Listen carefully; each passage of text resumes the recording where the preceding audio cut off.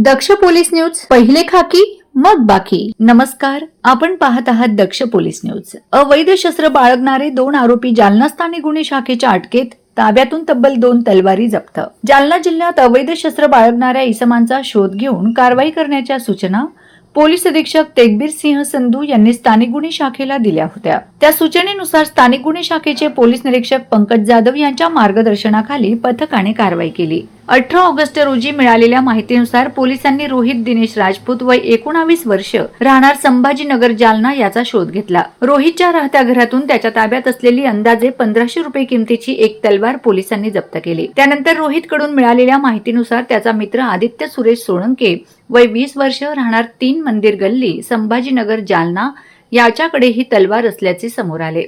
पोलिसांनी आदित्यचा शोध घेतला असता तो स्वामी समर्थ वेल्डिंग दुकान सागर गल्ली भोकरदन नाका परिसरात आढळून आला. त्याच्या ताब्यातून अंदाजे 1000 रुपये किमतीची आणखी एक तलवार जप्त करण्यात आली. अशा प्रकारे पोलिसांनी दोन्ही आरोपींकडून एकूण 2500 रुपये किमतीच्या 2 तलवारी जप्त केल्या आहेत. दोन्ही आरोपींना पुढील कायदेशीर कारवाईसाठी सदर बाजार पोलीस ठाणे जालना येथे हजर करण्यात आले आहे. सदरची उल्लेखनीय कामगिरी पोलीस अधीक्षक तेगबीर सिंह संधू, अप्पर पोलीस अधीक्षक विक्रम साळी, उपविभागीय पोलीस अधिकारी अनंत कुलकर्णी यांच्या मार्गदर्शनाखाली स्थानिक गुन्हे शाखेचे पोलीस निरीक्षक पंकज जाधव, सहाय्यक पोलीस निरीक्षक सचिन खामगळ, पोलीस उपनिरीक्षक राजेंद्र वाघ व पोलीस अंमलदार रमेश राठोड, प्रभाकर वाघ, सागर बाविस्कर, दत्ता वाघुंडे, देविदास भोजने, आक्रोध धांडगे, बाबा गायकवाड सर्व स्थानिक गुन्हे शाखा यांनी केले.